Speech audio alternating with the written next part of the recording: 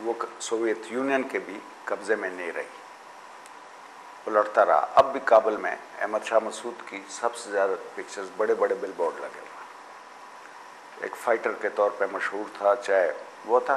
तो वो ये हिकमत-यार के साथ काबुल रब्बानी की सदारत के दौरान अहमद शाह मसूद ने हिकमत-यार से काबुल को बचाया था।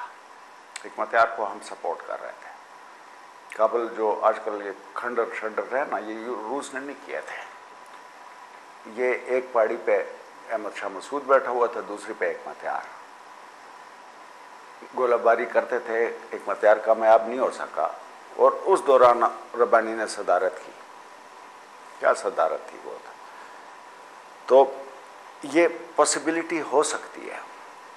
अहमद शाह मसूद के 2 दिन बाद 9/11 होता है। इसमें एक तो पीस प्रोसेस हमारा ख़राब हो गया, हमारा या अफगानिस्तान का कह लें। लेकिन ये एक तरीका था जिसमें अगर तमाम तालिबान को मिला लिया जाए और बातचीत कर ली जाती तो एक सलूशन निकल सकता था। दूसरा सलूशन जंग का है। ये पीस प्रोसेस कम, मेरा अंदाज़ा है कि 6 महीने कम से कम गया पीछे। इसमें ओबामा ने कहा कि इससे बड़ा फ़र्क पड़ेगा। बरतानवी वज़ीर-ए-आज़म ने कहा कोई फ़र्क नहीं पड़ेगा। नहीं, फ़र्क पड़ता है। आपकी सियासी पार्टी से जब कोई लीडर निकलता है, पार्टी कहती है कोई फ़र्क नहीं पड़ता है। तो अब नया आदमी चुनना, रब्बानी भी नॉन कंट्रोवर्शियल नहीं था, ये एक कंप्रोमाइज़ कैंडिडेट था कि किसी पे समझौता नहीं हो रहा था। और करज़ई पे ये इल्ज़ाम था कि वो पठानों को ज़्यादा लुक आफ्टर कर रहा है, कि वो उस चूँकि ख़ुद पश्तून है तो पश्तूनों की साइड लेता है, इसलिए इसको हेड बना दिया गया था। और चूँकि उम्र में भी ज़्यादा था, सदर भी रहा था सोवियत यूनियन का, फिर जब अपनी पार्टी थी जमीयत इस्लामी, उसका भी वो रहा था, तो एक इज्जत। कहते हैं देखिए जी, रब्बानी साहब की हलाकत महज अफगानिस्तान में मुस्तकबिल के अफगानिस्तान की महज एक झलक है। ताकतवर जो है वो आपस में लड़ेंगे और काबुल पर वही कब्जा करेगा जो ताकतवर है। बड़ा अनफॉर्चुनेट होगा। सबसे बेहतरीन चीज़ ये है कि ये मुज़ाकरात के ज़रिए इसको हल कर लिया जाए, जिसमें सब बैठे हैं, स्टेक होल्डर्स। ईरान, सऊदी अरब बहुत दूर है लेकिन उसके स्टेक्स हैं, उसके लोग हैं यहाँ पे। ईरान, सऊदी अरब, अफगानिस्तान, पाकिस्तान यूएन के तहत इसको एक समझौते पे पहुंच जाए। देखें ना, अभी आपने अगर तालिबान वो किया है, आपकी पार्लियामेंट अफगानिस्तान की मौजूद है, क्या आईन आप बना चुके हैं।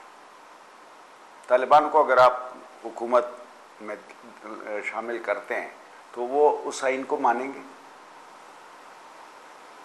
अगर मानते हैं तो फिर लोग कहेंगे कि ये तो आपकी लड़ाई किस चीज़ की थी, क्योंकि वो तो इस्लामी आइन नहीं है, वो शरीयत पर तो नहीं मुबन्नी। तो ये वो स्नैक्स हैं, वो चीज़ें जिनका हल करना है और मुज़ाकरात के ज़रिए हल करना है, जंग से नहीं हो सकता। लेकिन इसमें प्रॉब्लम ये है कि अमेरिका ने एक डेट दे चुका है निकलने की और निकलना चाहता है। डिले का मतलब ये है, या इस प्लान के अंदर चेंज का मतलब ये है कि ओबामा अगला इलेक्शन हार जाएगा। कोई इलेक्शन नहीं हारना चाहता।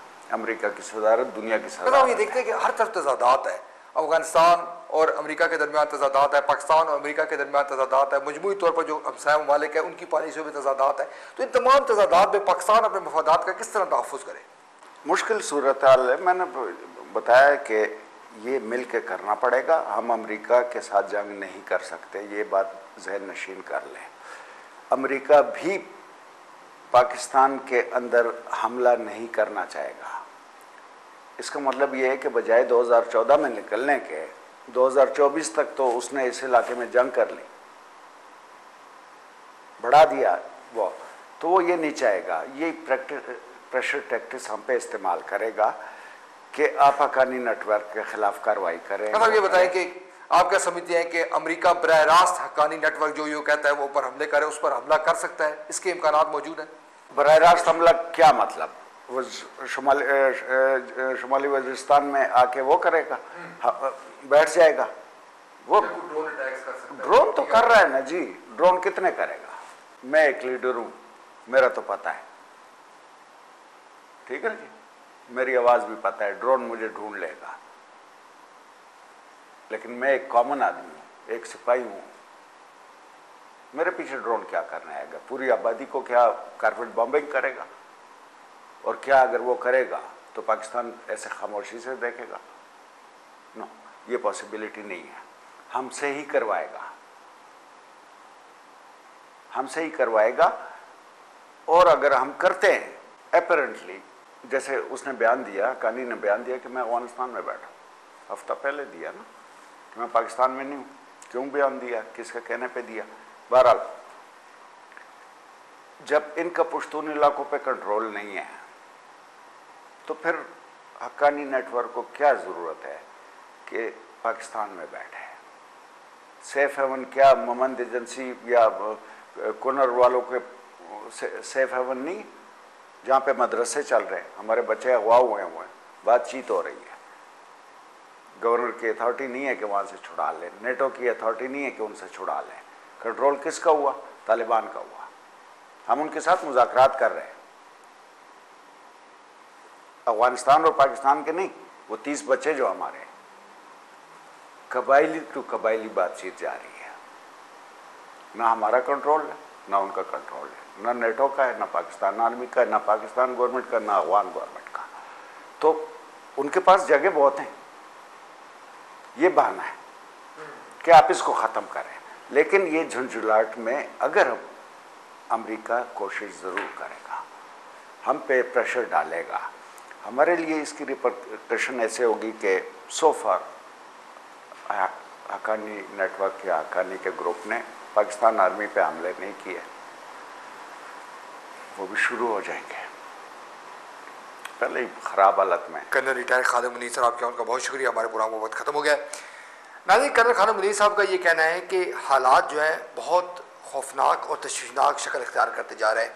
अमेरिका और पाकिस्तान की जो बज़ाहिर हमें महाजराई लग रही है, उससे तालिबान तो फ़ायदा उठा रहे हैं, मगर पाकिस्तान में जो शिद्दत पसंद ग्रुप है, जो तहरीक तालिबान है या दीगर जो तंजीमें हैं, वो भी इससे फ़ायदा उठा रही है। उनका ये कहना है कि ऐसे हालात में जब अमेरिका अफगानिस्तान से निकलने की तैयारी कर रहा है, ऐसी मरबूत पॉलिसी इख्तियार करने की ज़रूरत है जिसमें तमाम स्टेक होल्डर्स को शामिल किया जाए, तमाम जो सियासी जमातें हैं उनका इनपुट शामिल किया जाए, दानिश्वर हल्के, लिखने वाले, बोलने वाले तमाम लोग इस नुक्ते पर मुत्तफिक हो जाएं कि पाकिस्तान की सलामती को दरपेश जो मसाइल हैं उनमें हम यक ज़ुबान होकर एक ऐसी पॉलिसी इख्तियार करेंगे जो आने वाले दिनों में पाकिस्तान को मुश्किलात से निकाले। और जब ऐसी सूरत हाल में जब अमेरिका अपनी शिकस्त का बदला किसी भी से भी लेने को तैयार है, हमारे यहाँ सोचो विचार का जो हल्का है उसको वसी तर करने की ज़रूरत है। इसी के साथ अपने मेज़बान ज़हीरुद्दीन बाबर को इस्लामाबाद से इजाज़त दीजिए। अल्लाह हाफिज़।